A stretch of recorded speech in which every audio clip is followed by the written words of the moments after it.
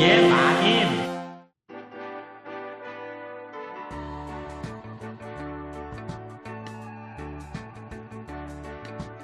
안녕하세요. 돌쇠 뉴스 시작합니다. 어제 토요 게이자이에 실린 칼럼인데요. 제목은 한국에 크게 뒤떨어진 일본 영화계 침체의 진짜 원인, 왜 일본 영화는 아카데미상에서 평가받지 못할까입니다.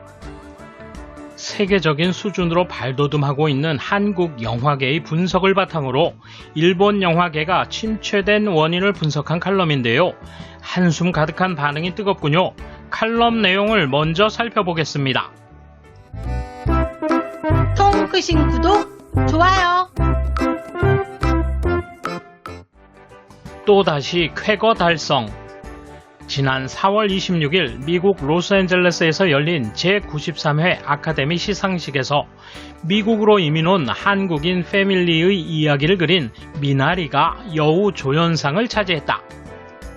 미나리는 미국 제작 영화로 정이삭 감독과 나무주연상 후보에 오른 스티븐 연이 한국계 미국인이지만 상을 탄 베테랑 여배우 윤여정은 한국인이다.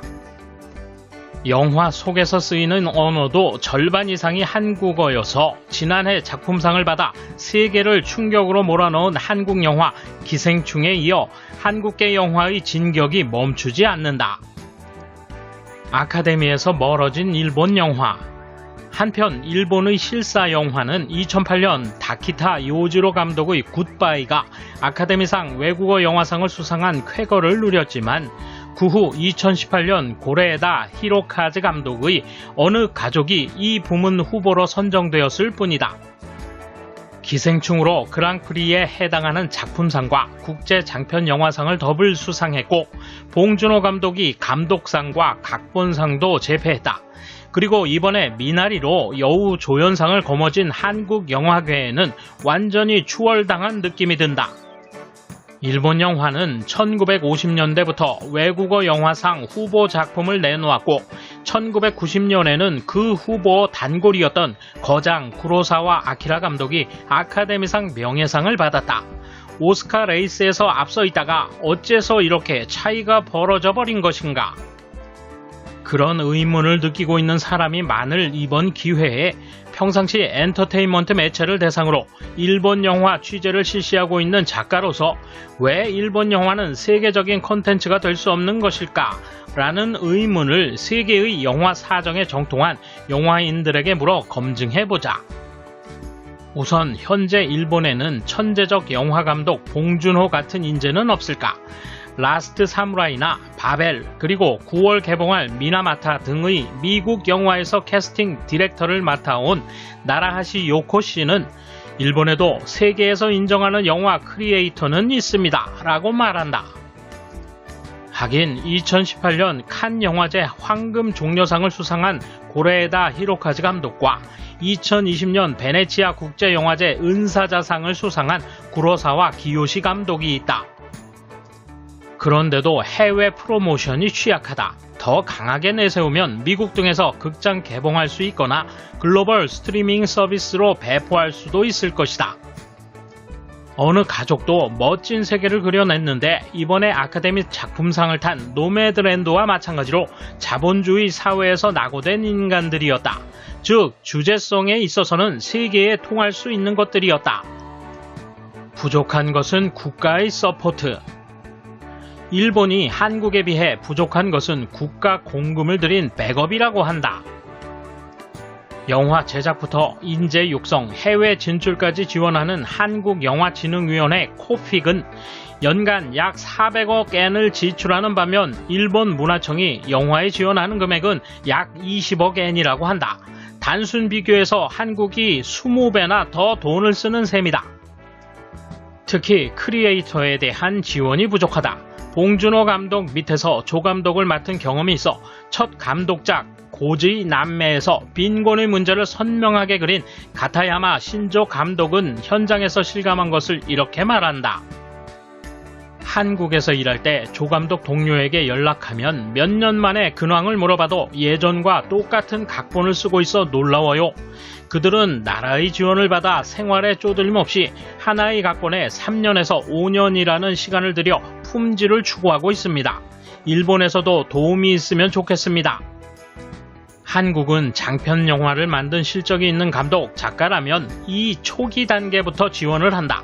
그러나 일본은 각본 완성 후 제작사가 결정된 뒤 신청하는 방식이어서 각본을 짜는 동안에는 지원이 없다. 나라하시 씨도 일본도 한국처럼 리스크를 감수할 수 있으면 좋겠다고 호소한다. 현재 자신의 기획으로 실사 영화를 만들려는 감독의 경제 상황은 어렵다. 한 개당 개런티는 몇백만 엔으로 연수입으로 환산하면 일본인의 평균 연수입 436만 엔에도 미치지 못한다. 그리고 영화가 완성돼 히트하더라도 흥행 수입에 비례한 인센티브도 없다. 가타야마 감독이 말한다. 제가 조감독이 된 15년 전만 해도 블록버스터와 저예산 영화 중간에 제작비 1억엔 정도의 영화가 적지 않았지만 지금은 거의 없어져 격차가 벌어지고 있어요. 몇 천만 엔의 저예산 영화라면 필연적으로 감독의 개런티도 적어지고 도저히 그것만으로는 생활할 수 없죠.